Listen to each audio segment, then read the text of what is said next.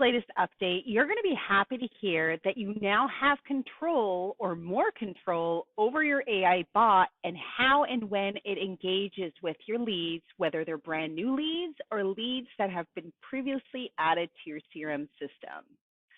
Now in the administration section, when you go to the AI bot settings, you're going to notice there's a trigger section. Now this trigger section is stopping clauses, meaning that we can create specific rules in which the bot will no longer engage or will prevent the bot from initiating any kind of engagement with your leads.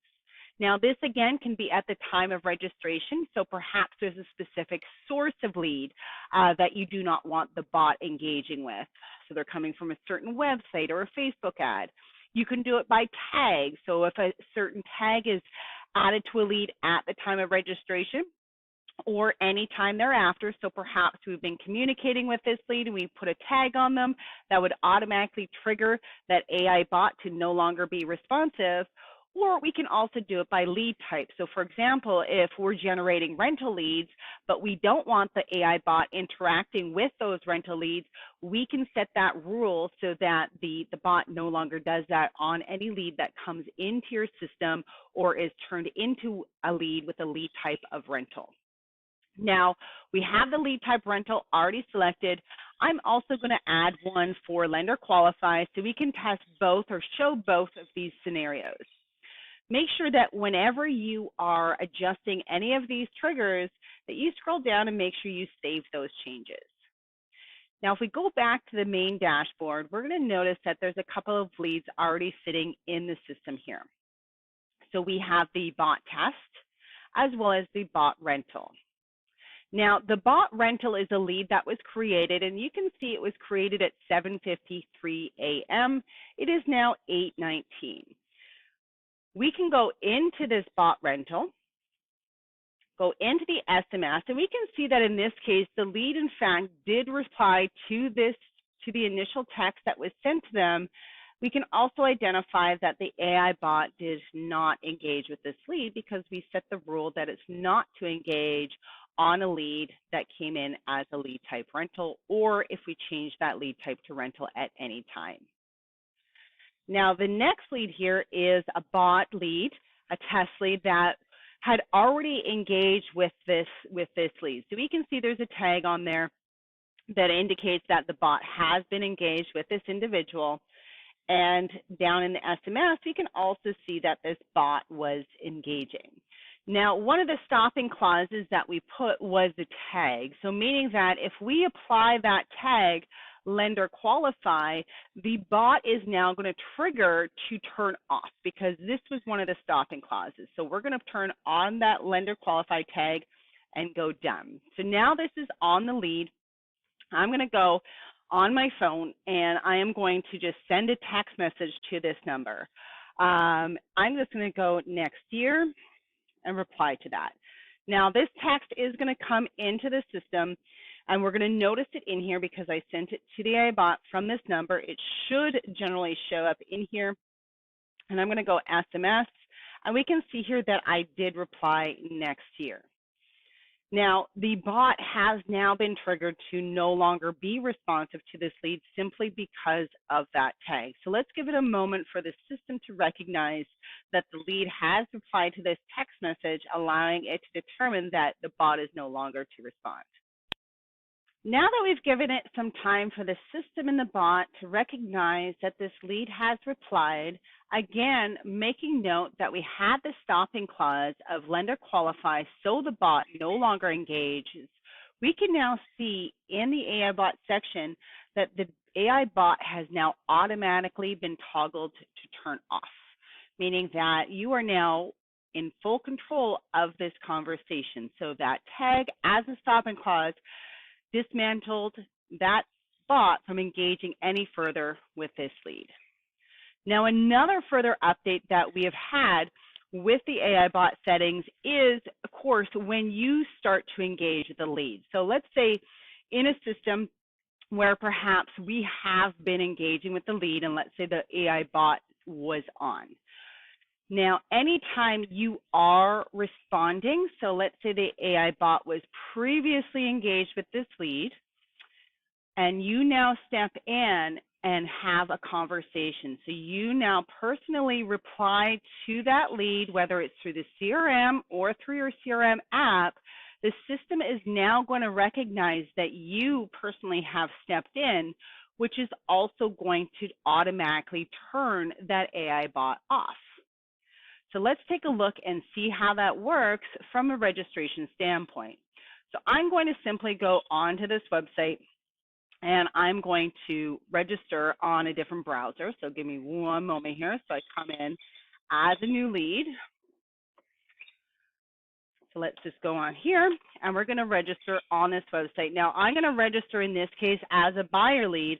That way, none of those stopping clauses are going to come into effect. So I'm going to change this to properties that, okay, they're all on rental here. So let me go, and I'm actually going to turn off the AI bot settings. So now in the administration, I'm going to go into the AI bot settings just so that we can get this bot to engage, and I'm going to turn off this stopping clause of rental. So I'm going to turn it off, and I'm going to save those changes so that I can then register on this website and have the bot essentially interact with me. So let me just go in here. I'm going to do a couple changes because I'm going to have to remove existing phone numbers. So bear with me here just to make sure that everything goes as intended nonetheless. So I'm just going to change this number so that it doesn't exist like this anymore. That way when I get the text message, it's applying to the appropriate lead. So I'm going to register on this rental.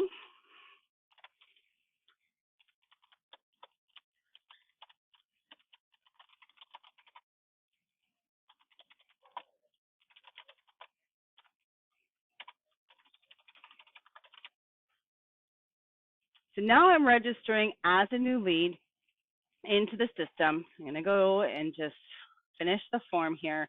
I'm going to go into the website. We're going to be able to see that the lead has been created, and I'm going to simply send a text message. Again, are you looking for a rental in Toronto?